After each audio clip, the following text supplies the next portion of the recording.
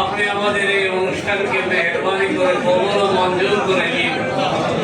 আমাদের নবনির্বাচিত নবনিযুক্ত প্রশাসক সাবেক সাংসদ জনাব নজরুল ইসলাম মঞ্জু ভাই, তিনি এই দায়িত্ব প্রাপ্ত হয়ে আজকেই সেটা গ্রহণ করলেন।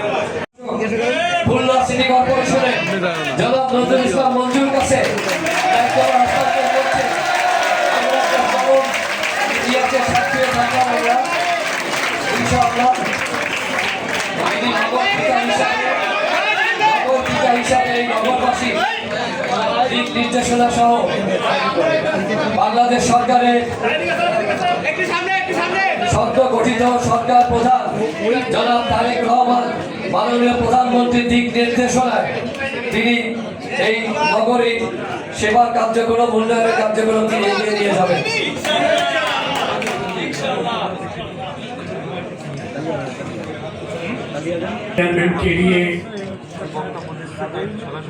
মেট্রোপলিটন পুলিশের সম্মানিত বিভাগ, সম্মানিত কমিশনার, এডিশনাল কমিশনার,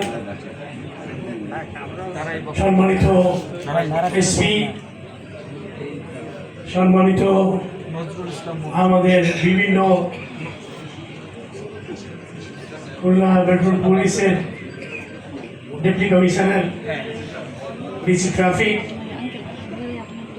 আমার এই শহরের সম্মানিত নাগরিকবৃন্দ, সাংবাদিকবৃন্দ, খুলনা সিটি কর্পোরেশনের সম্মানিত কর্মকর্তাবৃন্দ, রাজনৈতিক নেতৃবৃন্দ, আন্দোলনের শহীদ এবং প্রয়াত পরিবারের সদস্যবৃন্দ, দীর্ঘ আন্দোলনের আহত কর্মীবৃন্দ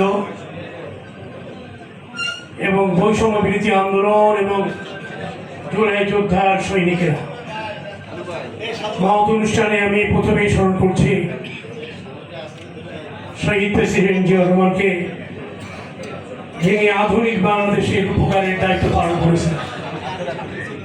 স্মরণ করছি আমাদের প্রিয় নেত্রী, বাংলাদেশের মানুষের কাছে সবচেয়ে বড় আবেগ,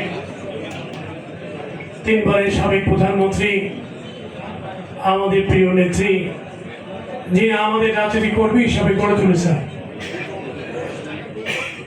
প্রয়াত দেশ নেত্রী বেগম খালেদা জিয়াকে। স্মরণ করছি তার পুত্র প্রয়াত জনাব আরাফাতুর রহমান কোকোকে। এবং আজকে এই দিনে স্মরণ করছি 16 বছরের গণতান্ত্রিক আন্দোলনে যারা জীবন দিয়ে গণতান্ত্রিক ব্যবস্থাকে পুনঃপ্রতিষ্ঠা করেছে, সেই গণতান্ত্রিক আন্দোলনের শহীদ এবং জুলাইয়ের গণঅভ্যুত্থানের শহীদদের প্রতি আমাদের গভীর শ্রদ্ধা।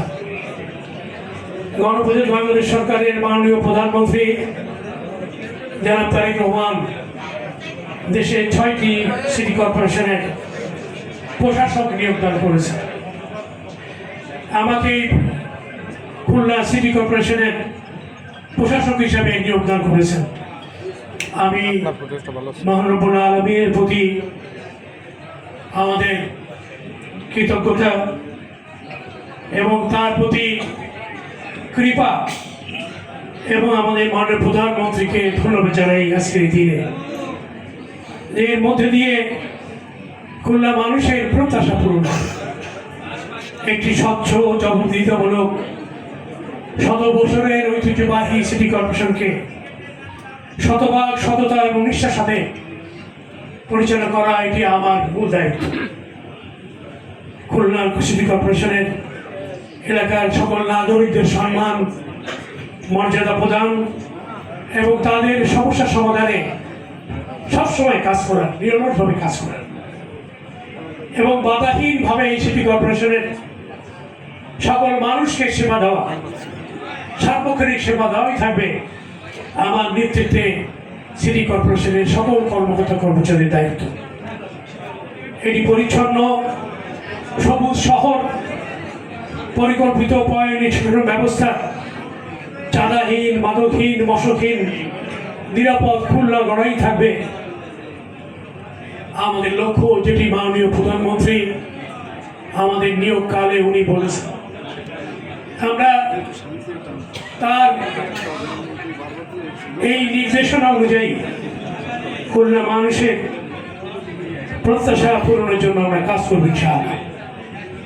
মাননীয় প্রধানমন্ত্রী বলেছেন জনগণের পাশে থেকে জনগণের সমস্যাটা জানার চেষ্টা এবং সেটি বাস্তবায়নের জন্য সরকারের কাছে এই পরিকল্পনা প্রেরণ করা। এবং তিনি আগ্রহভাবে বলেছেন খুলনাকে নতুন করে সাজানোর জন্য তার ইচ্ছা আছে এবং সেই ইচ্ছা পূরণের জন্য তিনি আমাদেরকে দায়িত্ব অর্পণ করেছেন কাজ করার। আমি